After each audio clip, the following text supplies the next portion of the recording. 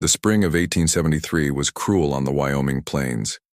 Dust choked the air, the earth was cracked dry, and a young widow named Emma Richardson clutched her two starving children to her side. Her pantry held nothing but moldy flour and a handful of beans. Their father's grave lay fresh on a lonely hillside. Emma made a decision no mother should ever have to face. She would walk to town and beg the Reverend to find new homes for her children, because at least then they might live. But on that dusty road, as despair pressed heavier than the sun above, a stranger rode out of the horizon. A broad-shouldered cowboy, trail-worn and weathered, slowed his horse when he saw the gaunt woman shielding two frail children. When Emma whispered her desperate plea, "Take my children," the cowboy's answer would change everything.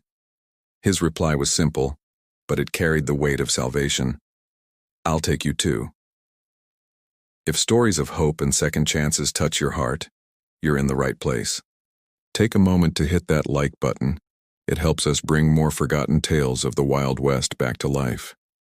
And if you haven't already, subscribe and share this story with someone who could use a reminder that kindness can still rewrite destinies.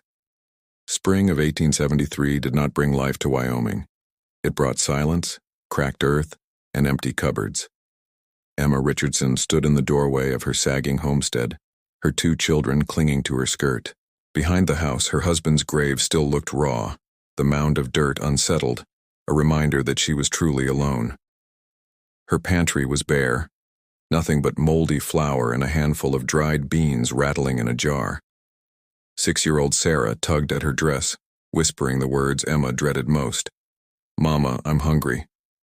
Beside her, 4-year-old Jacob nodded silently, his small face pale and hollowed by months without a proper meal.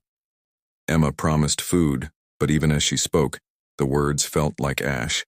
She had already sold her wedding band, her husband's watch, every keepsake of value. The drought had killed her crops, and neighbors were 15 miles away, too far for help. That morning, as the sun rose high and merciless, Emma made her choice.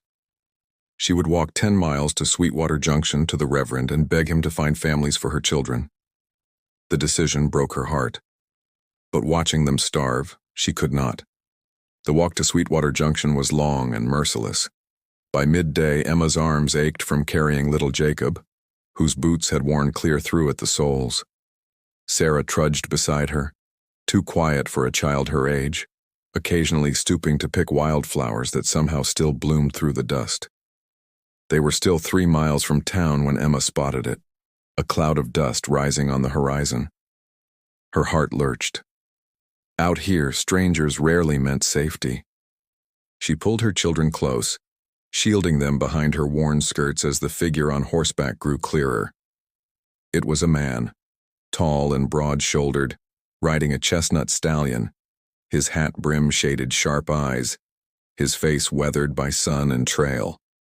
This was Preston Quincy, a cattle driver, a man who had seen both war and wilderness, but all his battles had not prepared him for the sight before him.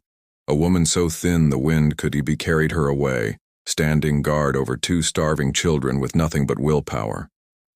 He slowed his horse, tipping his hat. "Ma'am," he said gently, "you folks headed somewhere?" And in that simple moment, the course of Emma's life was about to change forever. Emma's reply was firm, though her voice trembled. "Sweetwater Junction. We're fine, thank you." But Preston Quincy wasn't convinced. His eyes lingered on the children's hollow cheeks the way Emma's hands shook as she held them close. He dismounted slowly, careful not to startle her, and pulled a cloth-wrapped bundle from his saddlebag. "Not charity," he said softly. "Just courtesy. Jerky and hardtack. Not much, but it'll keep strength in the little ones."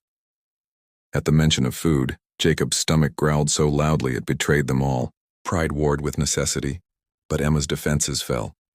With trembling hands, she accepted the gift. As the children devoured the food, Preston listened. She was a widow of 7 months, abandoned by her family back east, left with nothing but grief and a failing homestead. Then Emma spoke the words she hadn't dared say aloud until now. The Reverend in town. He sometimes found homes for children. Her voice cracked before she finished the thought. Preston's chest tightened. He remembered his own childhood, the sister his family had given away when drought made survival impossible. He had never seen her again. He looked at Emma, and his voice was steady. "Ma'am, I won't let that happen to yours." Preston walked beside his horse, insisting Emma and the children ride. Sarah, her spirit flickering back to life, peppered him with endless questions. "What's your horse's name? Do cows really chase cowboys? Have you ever slept under the stars?" Preston answered each one patiently, his deep voice steady and kind. At times he even slipped in a funny tale or two, like the greenhorn who once tried to milk a steer. Sarah burst into giggles. Jacob's tired eyes lit up, and even Emma found herself laughing before she could stop. The sound startled her. She hadn't laughed since Thomas died. She pressed her hand to her mouth, ashamed, until Preston leaned close and said quietly, "Laughter's not disloyal, ma'am. I expect your Thomas would have wanted to hear it again." By the time they reached Sweetwater Junction, the heaviness on Emma's shoulders had eased just enough for her to walk into the church with her children by her side. Not to surrender them, but to tell the Reverend she wouldn't be needing his help after all. And as they set out again, heading toward the Hallbrook Ranch, Emma carried something she hadn't felt in months, a small but undeniable spark of hope. The Hallbrook Ranch rose out of the prairie like a promise, sturdy barns grazing cattle, and a cabin waiting for a family. Robert Hallbrook welcomed Emma kindly, offering her honest work and a safe place for the children. For the first time in months, she could imagine her little ones with full bellies and warm beds. Preston stayed on to help repair the cabin, building shelves and small beds for Sarah and Jacob. In the evenings, after the work was done, he'd sit with Emma on the porch. They spoke of books, dreams, and the past lives they had both lost. More than once, Emma caught herself smiling just listening to his voice. But the night a thunderstorm rolled across the plains, Preston stood at her door, rain dripping from his hat. "Mind if I waited out here?" he asked.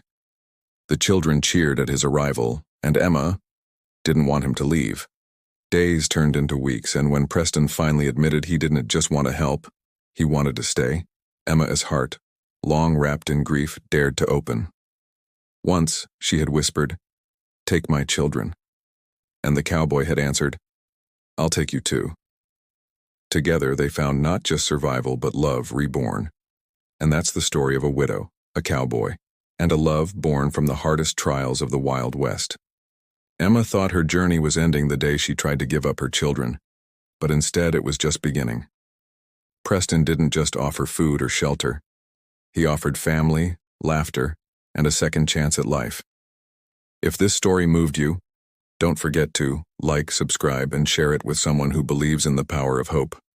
Because sometimes, the smallest act of kindness can rewrite a destiny.